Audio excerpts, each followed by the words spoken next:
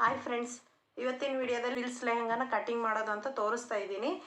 ನೀಟಾಗಿ ಕರೆಕ್ಟಾಗಿ ಪರ್ಫೆಕ್ಟಾಗಿ ಫ್ರಿಲ್ಸ್ನ ಯಾವ ರೀತಿ ಇಡಬೇಕು ಕರೆಕ್ಟು ಮೆಜರ್ಮೆಂಟಲ್ಲಿ ಅಂತ ಮಾರ್ಕ್ ಮಾಡಿ ತೋರಿಸ್ತಿದ್ದೀನಿ ವಿಡಿಯೋದಲ್ಲಿ. ಎಲ್ಲೂ ಸ್ಕಿಪ್ ಮಾಡಿದೆ ನೋಡಿ. ಸ್ಕಿಪ್ ಮಾಡಿದ್ರೆ ಮತ್ತೆ ಅರ್ಥ ಆಗೋದಿಲ್ಲ ನೀಟಾಗಿ. ಮತ್ತೆ ನೀವು ಸ್ಕಿಪ್ ಮಾಡಿದ್ರೆ ಎಲ್ಲಿ ಮಿಸ್ಟೇಕ್ ಆಯಿತು ಅಂತ ಗೊತ್ತಾಗೋದಿಲ್ಲ. ಅದಕ್ಕೋಸ್ಕರ ಸ್ಕಿಪ್ ಮಾಡಿದೆ ನೋಡಿ. ನೀಟಾಗಿ ಈ ರೀತಿ ಪರ್ಫೆಕ್ಟಾಗಿ ಫೋಲ್ಡ್ ಮಾಡ್ಕೊಂಬಿಟ್ಟು ಈ ರೀತಿ ಗುಂಡು ಪಿನ್ ಹಾಕ್ಕೊಂಬಿಡಿ, ಎಲ್ಲೂ ಸ್ಪ್ರೆಡ್ ಆಗಲ್ಲ. ಅದಕ್ಕೋಸ್ಕರ ಈ ರೀತಿ ಸ್ಟ್ರೈಟಾಗಿ ಹಾಕ್ಕೊಂಬಿಟ್ಟು 40 ರೆಡಿ ಲೆಂತ್ ಇದೆ. ಅದರಲ್ಲಿ 2 ಇಂಚು ಪಟ್ಟಿ ಬರುತ್ತೆ. 2 ಇಂಚ್ ಪಟ್ಟಿ ಬರೋದ್ರಿಂದ 38ಗೆ ಮಾರ್ಕ್ ಹಾಕ್ಕೋಬೇಕು ನೋಡಿ. ಕರೆಕ್ಟಾಗಿ ನೋಡಿಕೊಂಡು ಈ ರೀತಿ 38ಕ್ಕೆ ಮಾರ್ಕ್ ಹಾಕ್ಕೋಬೇಕು. ಕಾಣಿಸ್ತಿದೆ ಅಂದ್ಕೊಳ್ತಾ ಇದ್ದೀನಿ.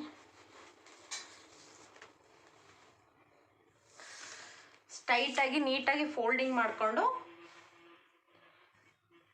38ಕ್ಕೆ ಈ ರೀತಿ ಮಾರ್ಕ್ ಹಾಕ್ಕೋಬೇಕು. ಹಾಕ್ಕೊಂಡು ಸ್ಟ್ರೈಟಾಗಿ ಲೈನ್ ಹಾಕ್ಕೊಂಬಿಡಿ.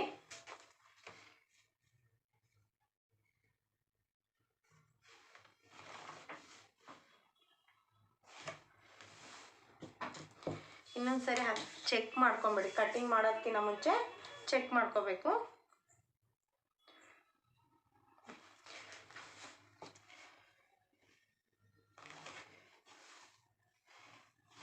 ಹಾಫ್ ಇಂಚು ಸ್ಟಿಚಿಂಗಿಗೋಸ್ಕರ ಎಕ್ಸ್ಟ್ರಾ ಹಾಫ್ ಇಂಚು ತಗೋಬೇಕು.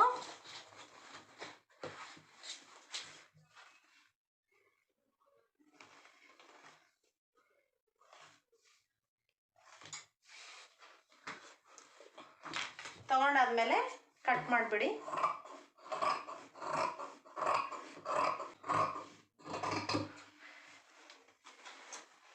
ಕಟ್ ಮಾಡಾದ್ಮೇಲೆ ಫ್ರಿಲ್ಸ್ನ ಯಾವ ರೀತಿ ಎಷ್ಟು ಮೆಜರ್ಮೆಂಟಿಗೆ ಇಟ್ಕೋಬೇಕು ಅಂತ ಗೊತ್ತಾಗಲ್ಲ. ಅವಾಗ ಏನು ಮಾಡಬೇಕಂದ್ರೆ ಪೂರ್ತಿ ಲೆಂತ್ ತೊಗೊಂಬಿಡಿ. ನಾನು ಪೂರ್ತಿ ಇದು ನನಗೆ ಉಳಿದಿರೋದು 3.5 ಮೀಟ್ರ್ ಉಳಿದಿದೆ. ಅಂದರೆ 3.5 ಮೀಟ್ರ್ ಸ್ವಲ್ಪ ಉಳಿದಿದೆ. ಅಂದರೆ ಟೋಟಲಾಗಿ ತೋರಿಸ್ತೀನಿ ಎಷ್ಟು ಮಿಕ್ಕುತ್ತಂತ. ಈ ರೀತಿ ಓಪನ್ ಮಾಡ್ಕೋಬೇಕು. ಸ್ಯಾರಿ ಲೆಂತ್ ಬಂದು 140 ಇಂಚಿದೆ. ನೋಡ್ಕೊಳ್ಳಿ, ನೀವು ಅಳತೆ ಮಾಡ್ಕೊಂಡು ನೋಡ್ಕೊಳ್ಳಿ ಯಾವ ರೀತಿ ಕ್ಯಾಲ್ಕುಲೇಷನ್ ಮಾಡಬೇಕು ಅಂತ ತೋರಿಸ್ತಿದ್ದೀನಿ. 140 ಇಂಚಿದೆ. 140 ಇಂಚು. ವೆಸ್ಟ್ ಬಂದು ಅಂದರೆ ಸೊಂಟದ ಸುತ್ತಳತೆ ಬಂದು 28 ಇಂಚ್ ಇದೆ. ಅವಾಗ ಏನು ಮಾಡಬೇಕಂದ್ರೆ 140 ಇಂಚನ್ನ ಡಿವೈಡೆಡ್ ಬೈ ಮಾಡಬೇಕು. ಡಿವೈಡೆಡ್ ಬೈ 28 ಅಂದರೆ divided by 28 is equal to ಎಷ್ಟು ಬರುತ್ತೆ ಅಂತ ನೋಡ್ಕೊಳ್ಳಿ. 5 ಇಂಚ್ ಬರುತ್ತೆ. ನೀವು ಕರೆಕ್ಟಾಗಿ ಅಷ್ಟು ಸ್ಯಾರಿ ಲೆಂತ್ ತೊಗೊಂಡು ನೀವು 5 ಇಂಚ್ ನಾನೇನು ಕ್ಯಾಲ್ಕುಲೇಷನ್ ಹಾಕಿ ತೋರಿಸಿದ್ನೋ ನೀವು ಮಾಡಿ ಎಷ್ಟು ಇಂಚ್ ಬರುತ್ತೋ ಅಷ್ಟು ಇಂಚಿಗೆ ನೀವು ಒಂದು ಫ್ರಿಲ್ಸ್ ಇಟ್ಟರೆ ಕರೆಕ್ಟಾಗಿ ಪರ್ಫೆಕ್ಟಾಗಿ ಬರುತ್ತೆ. ಪದೇ ಪದೇ ಬಿಚ್ಚಿ ನೀವು ಫ್ರಿಲ್ಸ್ನ ಇಡೋ ಅವಶ್ಯಕತೆ ಇರೋದಿಲ್ಲ. ನೀವು ಈ ಮೆಥಡ್ನ ಫಾಲೋ ಮಾಡಿ ಯಾವ ರೀತಿ ಮಾರ್ಕ್ ಮಾಡಬೇಕು ಅಂತ ನೋಡ್ಕೊಳ್ಳಿ ನೀಟಾಗಿ. ಇಲ್ಲಿಂದ 4 ಇಂಚಿಗೆ ಒಂದು ಮಾರ್ಕ್ ಮಾಡ್ಕೊಳ್ಳಿ. ಮತ್ತೆ 1 ಇಂಚು ಏನಕ್ಕೆ ಅಂದರೆ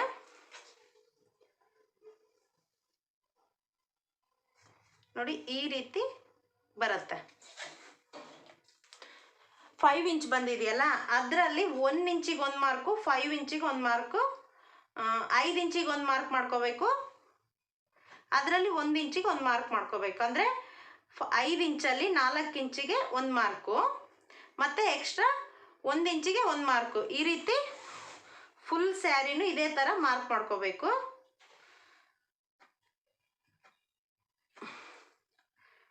ಇಲ್ಲಿಂದ 4 ಇಂಚಿಗೆ ಒಂದು ಮಾರ್ಕು, ಮತ್ತು 5 ಇಂಚ್ ಒಂದು ಮಾರ್ಕು. ಇದೇ ಥರ ಸ್ಯಾರಿ ಪೂರ್ತಿನೂ ಮಾರ್ಕ್ ಮಾಡ್ಕೊಳ್ಳಿ. ಈ ಥರ ಸ್ಯಾರಿ ಪೂರ್ತಿ ಮಾರ್ಕ್ ಮಾಡ್ಕೊಳ್ಳಿ. ಈಗ ಮಾರ್ಕ್ ಮಾಡ್ಕೊಂಡಾದ್ಮೇಲೆ ಸ್ಟಿಚಿಂಗ್ ಮಾಡಿ ತೋರಿಸ್ತೀನಿ ಇದು ಯಾವ ರೀತಿ ಬರುತ್ತೆ ಅಂತ. ಸ್ಟಿಚಿಂಗ್ ಮಾಡಬೇಕಾದ್ರೆ ಎಷ್ಟು ಪರ್ಫೆಕ್ಟಾಗಿ ಬರುತ್ತೆ ಅಂತ ತೋರಿಸ್ತೀನಿ. ಎಲ್ಲ ಯಾವ ರೀತಿ ಮಾಡ್ಕೋಬೇಕು ಮಾರ್ಕಿಂಗ್ ಎಲ್ಲ ಅಂತ ನೋಡಿದ್ವಿ. ಈಗ ಇದನ್ನು ಯಾವ ರೀತಿ ಸ್ಟಿಚ್ ಮಾಡಬೇಕು ಅಂತಲೂ ತೋರಿಸ್ತಾ ಇದ್ದೀನಿ. ಏನು ಗೊತ್ತಾ, ನಾವು ಇದನ್ನು ಈ ರೀತಿ ಅಂದರೆ ಮುಂಚೆನೇ ಪ್ರಿಪೇರ್ ಮಾಡ್ಕೋಬೋದು. ನಮಗೆ ಸ್ಟಿಚಿಂಗಲ್ಲಿ ನೀಟಾಗಿ ಫಿನಿಶಿಂಗ್ ಬರಲ್ಲ ಅನ್ನೋರು ಇದೇನಿದೆಯಲ್ಲ 1 ಇಂಚು ಅಂದರೆ 4 ಇಂಚು ಮತ್ತು 1 ಇಂಚ್ ಎಕ್ಸ್ಟ್ರಾ ಅಂದರೆ 5 ಇಂಚಲ್ಲಿ 4 ಇಂಚ್ಗೊಂದು ಮಾರ್ಕು 1 ಇಂಚ್ಗೊಂದು ಮಾರ್ಕ್ ಹಾಕ್ಕೊಂಡಿದ್ದೀವಲ್ವ, ಅದನ್ನು ಈ ರೀತಿ ಸ್ಟ್ರೈಟಾಗಿ ನೋಡಿಕೊಂಡು 4 ಇಂಚಿಂದ ಇಲ್ಲಿಂದ ಇಲ್ಲಿಗೆ 4 ಇಂಚ್ ಇದೆಯಲ್ಲ, ಈ 4 ಇಂಚಿನ ಮಾರ್ಕಿಂದ ಈ 4 ಇಂಚ್ ಮಾರ್ಕ್ವರೆಗೂ ಈ ರೀತಿ ಇಟ್ಬಿಟ್ಟು ಪ್ಲೀಟ್ಸು ಒಂದೇ ಲೆವೆಲಿಗೆ ಬರೋದಕ್ಕೋಸ್ಕರ ಈ ಥರ ಮಾರ್ಕ್, ಅಂದರೆ ನಾವು ಹೆಂಗಂದ್ರೆ ಹಂಗೆ ಇಟ್ಬಿಟ್ರೆ ಪ್ಲೀಟ್ಸ್ ನೀಟಾಗಿ ಬರೋಲ್ಲ. ಮತ್ತು ಈ 1 ಇಂಚು 4 ಇಂಚಿಂದ 1 ಇಂಚ್ ಅಂದರೆ 5 ಇಂಚಿಗೆ ಮಾರ್ಕ್ ಹಾಕ್ಕೊಂಡಿದ್ವಲ್ವಾ, ಅದನ್ನು ಮತ್ತೆ ಫೋಲ್ಡ್ ಮಾಡಿ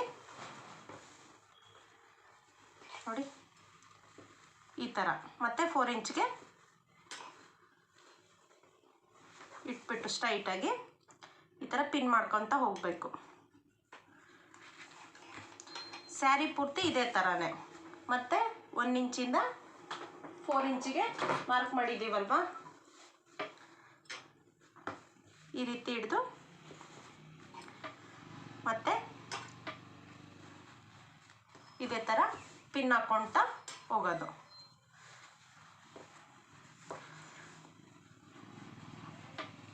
ಇಲ್ಲಿಂದ 4 ಇಂಚಿಂದ ಮತ್ತೆ 4 ಇಂಚಿಗೆ ಮಾರ್ಕ್ ಹಾಕ್ಕೊಂಡಿದ್ದೀವಲ್ವ, ಅಲ್ಲಿಗೆ ಮತ್ತೆ ಈ ರೀತಿ ಇಟ್ಬಿಟ್ಟು ಪಿನ್ ಮಾಡ್ಕೋಬೇಕು.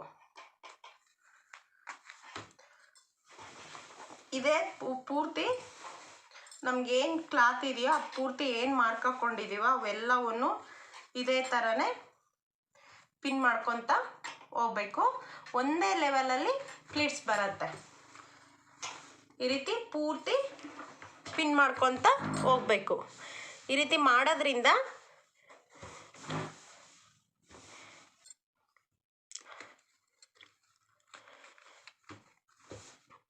ಈ ಥರ ಮತ್ತು 1 ಇಂಚ್ ಮಾರ್ಕ್ ಇದೆಯಲ್ಲ ಅದನ್ನು 4 ಇಂಚ್ ಮಾರ್ಕಿಗೆ ಮತ್ತೆ ಫೋಲ್ಡ್ ಮಾಡ್ಕೋಬೇಕು.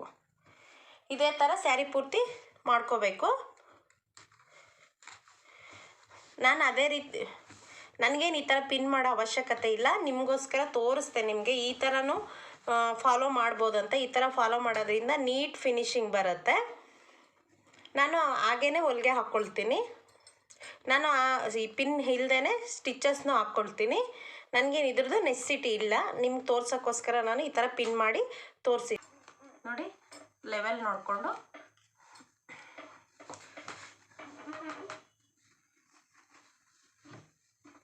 ಈ ಥರ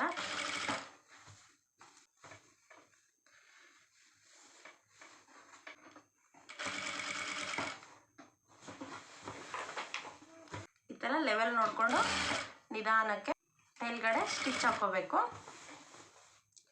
ತುಂಬ ಈಸಿ ಇದೆ.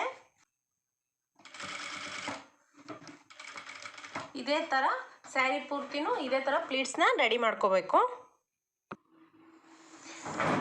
ನೋಡಿ ಪ್ಲೀಟ್ಸ್ ಎಲ್ಲ ರೆಡಿ ಆಗಿದೆ. ನೋಡಿ ಈ ರೀತಿ ಪ್ಲೀಟ್ಸ್ ಎಲ್ಲ ರೆಡಿ ಇದಾದಮೇಲೆ ಮೆಜರ್ಮೆಂಟ್ ತೊಗೊಳೋಣ ಎಷ್ಟು ಬಂದಿದೆ ಅಂತ. ಎಕ್ಸಾಕ್ಟಾಗಿ ನಾನು ಮಾಡಿರೋ ಮೆಜರ್ಮೆಂಟಿಗೆ ಸರಿಯಾಗಿ ಬಂದಿದೆಯೋ ಇಲ್ಲ ಅಂತ. ನನಗೆ ಸೊಂಟದ ಅಳತೆ 28 ಇತ್ತು.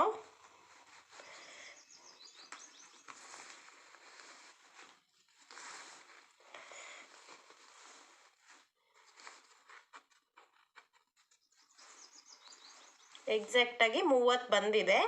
ಎಕ್ಸ್ಟ್ರಾ 2 ಇಂಚ್ ಏನಕ್ಕೆ ಅಂದರೆ ನಾವು ಈ ಪಾರ್ಟಲ್ಲಿ ಫೋಲ್ಡ್ ಮಾಡ್ತೀವಲ್ವಾ, ಫೋಲ್ಡ್ ಮಾಡಿಬಿಟ್ಟು ಜಿಪ್ ಹಾಕಬೇಕು. ಈ ಕಡೆ 1 ಇಂಚು ಆ ಕಡೆ 1 ಇಂಚು ಹೋದರೆ ಎಕ್ಸಾಕ್ಟಾಗಿ ನಮಗೆ ರೆಡಿ 28 ಸಿಗುತ್ತೆ. ಈ ಥರ ನಾನು ಹೇಳಿರೋ ಮೆಜರ್ಮೆಂಟಲ್ಲಿ ಫಾಲೋ ಮಾಡಿದ್ರೆ ತುಂಬ ನೀಟಾಗಿ ಲೆಹಂಗಾ ಬರುತ್ತೆ.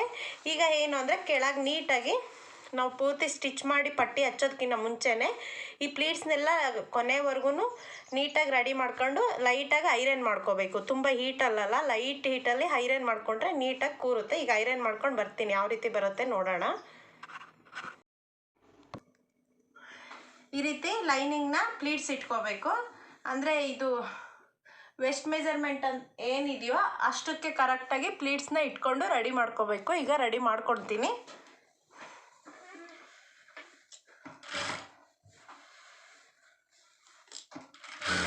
ಇದೇ ಥರ ಪೂರ್ತಿನೂ ರೆಡಿ ಮಾಡ್ಕೊಡ್ಬೇಕು.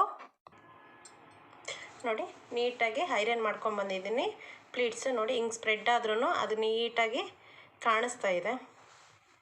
ನೋಡಿ ಸ್ಪ್ರೆಡ್ ಆದ್ರೂ ನೀಟಾಗಿ ಕಾಣಿಸ್ತಿದೆ. ಅದಕ್ಕೋಸ್ಕರ ಐರನ್ ಮಾಡ್ಕೋಬೇಕು. ಮತ್ತು ಕೆಳಗಡೆನೂ ಲೈನಿಂಗ್ನ ಫ್ರಿಲ್ಸ್ ಇಟ್ಟಿದ್ದೀನಿ, ವೆಸ್ಟ್ ಮೆಜರ್ಮೆಂಟಿಗೆ ಸರಿಯಾಗಿ ಫ್ರಿಲ್ಸ್ ಇಟ್ಟಿದ್ದೀನಿ, ಆಗಲೇ ರೆಡಿಯಾಗಿದೆ. ಈಗ ಎರಡನ್ನೂ ಜಾಯಿಂಟ್ ಮಾಡೋಣ. ನೀಟಾಗಿ ಮೇನ್ ಕ್ಲಾತು ಮತ್ತು ಲೈನಿಂಗ್ನ ಜಾಯಿಂಟ್ ಮಾಡ್ಕೋಬೇಕು. ಎರಡು ಮೇನ್ ಕ್ಲಾತು ಮತ್ತು ಲೈನಿಂಗ್ನ ಎರಡನ್ನೂ ಜಾಯಿಂಟ್ ಮಾಡಿದ್ದೀನಿ. ನೀಟಾಗಿ ಬಂದಿದೆ. ಈ ಕ್ಲಾತ್ ಎರಡು ಸೇರಿಸಿ ಒಂದು 5 ಇಂಚ್ ಬಿಟ್ಬಿಟ್ಟು ಜಾಯಿಂಟ್ ಮಾಡಿಬಿಡ್ಬೇಕು. ಅದೇ ಸಪ್ರೇಟು ಇದೇ ಸಪ್ರೇಟ್ ಮಾಡ್ಕೋಬೇಕು. ಅಂದರೆ ಎರಡು ಸೇಮ್ ಎರಡು ಜೊತೆಲೇ ಜಾಯಿಂಟ್ ಮಾಡಬಾರ್ದು. ನೋಡಿ, ಇದೇ ಬೇರೆ, ಮೇನ್ ಕ್ಲಾತೇ ಬೇರೆ, ಒಂದ್ಸರಿ ಜಾಯಿಂಟ್ ಮಾಡ್ಕೋಬೇಕು. ಆಮೇಲೆ ಲೈನಿಂಗ್ಗೆ ಬೇರೆ ಜಾಯಿಂಟ್ ಮಾಡ್ಕೋಬೇಕು. ಯಾಕಂದರೆ ಎರಡು ಜೊತೆಗೆ ಸೇರಿ ಜಾಯಿಂಟ್ ಮಾಡಿದ್ರೆ ನೀಟಾಗಿ ಫಿನಿಶಿಂಗ್ ಬರಲ್ಲ, ಮತ್ತು ನಾವು ವೇರ್ ಮಾಡಿದಾಗ್ಲೂ ಅಷ್ಟು ನೀಟಾಗಿ ಕಂಫರ್ಟಬಲ್ ಆಗಲ್ಲ. ಅದಕ್ಕೋಸ್ಕರ ನಾವು ಬೇರೆ ಸಪ್ರೇಟು ಒಂದು 5 ಇಂಚ್ವರೆಗೂ 5 ಇಂಚ್ ಬಿಟ್ಬಿಟ್ಟು ಜಾಯಿಂಟ್ ಮಾಡ್ಕೋಬೇಕು. ಈಗ ಜಾಯಿಂಟ್ ಮಾಡ್ಕೊಳ್ಳೋಣ. ಯಾವಾಗಲೇ ಆಗಲಿ ಕೆಳಗ್ಲಿಂದನೇ ಜಾಯಿಂಟ್ ಮಾಡ್ತೀನಿ, ಪರ್ಫೆಕ್ಟಾಗಿ ಬರಬೇಕಲ್ವ, ಅದಕ್ಕೆ ಕೆಳಗಡೆಯಿಂದನೇ ಜಾಯಿಂಟ್ ಮಾಡ್ತಿರ್ತೀನಿ. ನೋಡಿಕೊಂಡು ನೀಟಾಗಿ ಜಾಯಿಂಟ್ ಮಾಡ್ಕೋಬೇಕು. ನೋಡಿ, ಒಂದು 6 ಇಂಚು ಬಿಟ್ಕೊಂಡಿದ್ದೀನಿ ಗ್ಯಾಪ್ನ ನಾನು ಜಿಪ್ ಅಟ್ಯಾಚ್ ಮಾಡೋದಕ್ಕೆ. ಮತ್ತು ಅದೇ ಥರನೇ ಲೈನಿಂಗ್ನು ಜಾಯಿಂಟ್ ಮಾಡ್ಕೋಬೇಕು ಸಪ್ರೇಟಾಗಿ. ನೋಡಿ, ಈ ರೀತಿ ಕ್ರಾಸಾಗಿ ಅದೇ ಪಾಯಿಂಟಿಂದ ಸಪ್ರೇಟಾಗಿ ಜಾಯಿಂಟ್ ಮಾಡಬೇಕು ಲೈನಿಂಗ್ನ. ಸ್ವಲ್ಪ ಲೈನಿಂಗ್ ಹೆಚ್ಚು ಕಮ್ಮಿ ಬಂದ್ರೂ ಈ ಥರ ಒಂದು ಲೈಟಾಗಿ ಒಂದು ಫ್ರಿಲ್ ಇಟ್ಬಿಡಿ, ಸರಿಯಾಗಿ ಬರುತ್ತೆ.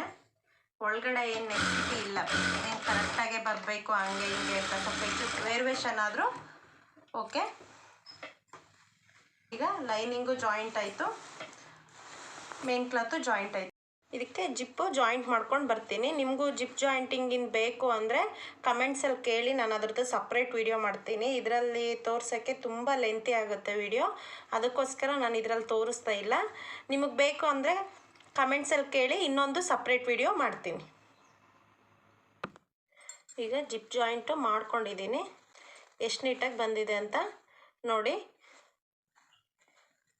ಈಗ ಜಿಪ್ ಜಾಯಿಂಟು ಮಾಡ್ಕೊಂಡಿದ್ದಾಯ್ತು. ಈಗ ಬೆಲ್ಟ್ ಪಟ್ಟಿನ ಜಾಯಿಂಟ್ ಮಾಡಬೇಕು. ಬೆಲ್ಟ್ ಪಟ್ಟಿ ಜಾಯಿಂಟ್ ಮಾಡೋಕ್ಕೋಸ್ಕರ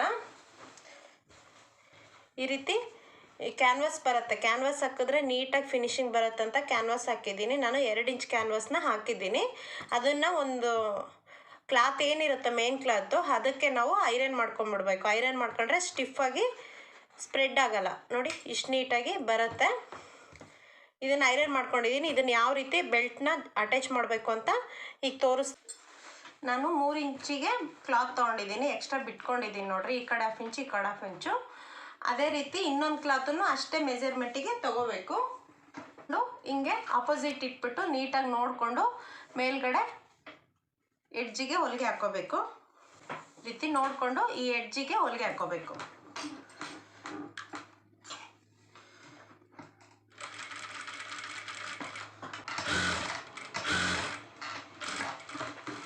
ಈ ರೀತಿ ಹೊಲಿಗೆ ಹಾಕ್ಕೊಂಡು ಎಕ್ಸ್ಟ್ರಾ ಏನಿದೆ ಅದನ್ನೆಲ್ಲ ಕಟ್ ಮಾಡಿಬಿಡಿ.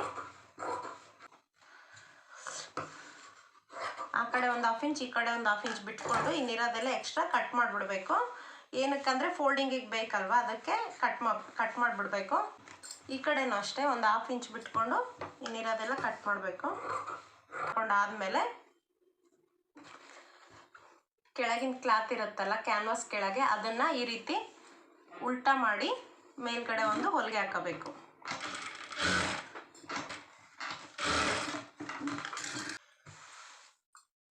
ಹಿಂಗೆ ಹೊಲಿಗೆ ಹಾಕ್ಕೊಂಡಾದ್ಮೇಲೆ ನೀಟಾಗಿ ಉಲ್ಟಾ ಮಾಡಿ ನೀಟಾಗಿ ಇನ್ನೊಂದ್ಸರಿ ಐರನ್ ಮಾಡ್ಕೊಂಬಿಡಿ. ಈ ಥರ ನೀಟಾಗಿ ಐರನ್ ಮಾಡ್ಕೊಂಬಿಡ್ಬೇಕು. ನೋಡಿ, ಸ್ಟಿಚಿಂಗಿಗೆ ಕಷ್ಟ ಅನಿಸಲ್ಲ. ಈ ರೀತಿ ಐರನ್ ಮಾಡೋದ್ರಿಂದ ಸ್ಟಿಚಿಂಗಿಗೆ ಕಷ್ಟ ಅನಿಸಲ್ಲ. ನೀಟಾಗಿ ಫಿನಿಶಿಂಗ್ ಬರುತ್ತೆ. ಈಗ ಬೆಲ್ಟ್ ಯಾವ ರೀತಿ ಜಾಯಿನ್ ಮಾಡೋದಂತ ನೋಡೋಣ. ನಾವು ಎಕ್ಸ್ಟ್ರಾ ಕ್ಲಾತ್ ಬಿಟ್ಟಿದ್ದೀವಿ ಅಲ್ಲ, ಅದನ್ನು ಫೋಲ್ಡಿಂಗ್ ಮಾಡ್ಕೊಂಬಿಡ್ಬೇಕು. ಈ ರೀತಿ ನೀಟಾಗಿ ಫೋಲ್ಡ್ ಮಾಡಿಕೊಂಡು ಮೇಲೆ ಒಂದು ಸ್ಟಿಚ್ ಹಾಕ್ಕೊಳ್ಳಿ.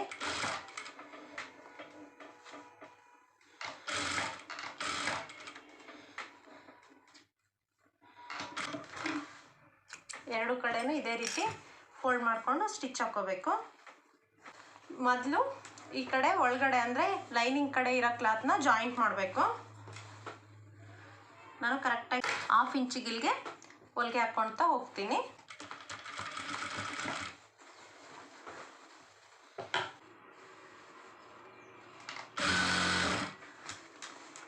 ಈ ಥರ ನೀಟಾಗಿ 1/2 ಇಂಚಿಗೆ ಪೂರ್ತಿ ಎಂಡ್ವರೆಗೂ ಸ್ಟಿಚಸ್ ಹಾಕ್ಕೋಬೇಕು.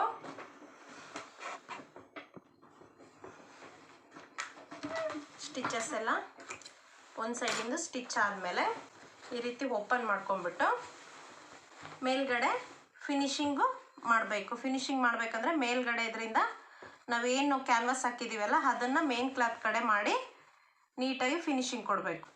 ನಿಧಾನಕ್ಕೆ ಎಳಿದೆ ನೀಟಾಗಿ ಹಿಂಗೆ ಇಟ್ಕೊಂಡ್ಬಿಟ್ಟು ನೋಡಿ ಮೇಲ್ಗಡೆ ಒಂದು ಸ್ಟಿಚ್ ಹಾಕ್ಕೊಬರ್ಬೇಕು. ಇನ್ನೊಂದು ಕೆಳಗಡೆ ಸ್ಟಿಚ್ಚು ಕಾಣಿಸ್ಬಾರ್ದು, ಹಂಗಾಗಿ ನೀಟಾಗಿ ಕೆಳಗಡೆ ಹಾಕ್ಕೊಳ್ಳೋದು ಮೊದಲೇ ನೀಟಾಗಿ ಫಿನಿಶಿಂಗ್ ಕೊಟ್ಟಿರಬೇಕು. ಅಂದರೆ ಸ್ಟಿಚಸ್ ಹಾಕ್ಬೇಕಾದ್ರೆ ನೋಡ್ಕೊಂಡು ಹಾಕಿರಬೇಕು.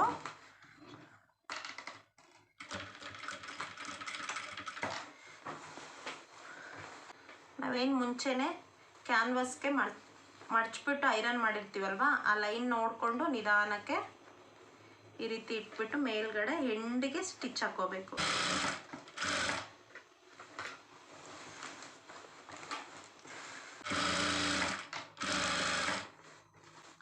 ಮೇಲ್ಗಡೆ ಇದೇ ರೀತಿ ಫುಲ್ಲು ನಿಧಾನಕ್ಕೆ ನೋಡಿಕೊಂಡು ಸ್ಟಿಚಸ್ ಹಾಕ್ಕೋಬೇಕು. ನೋಡಿ ಪಟ್ಟಿ ಎಲ್ಲ ಸ್ಟಿಚಿಂಗ್ ಆಯಿತು, ಎಷ್ಟು ನೀಟಾಗಿ ಫಿನಿಶಿಂಗ್ ಬಂದಿದೆ ಅಂತ.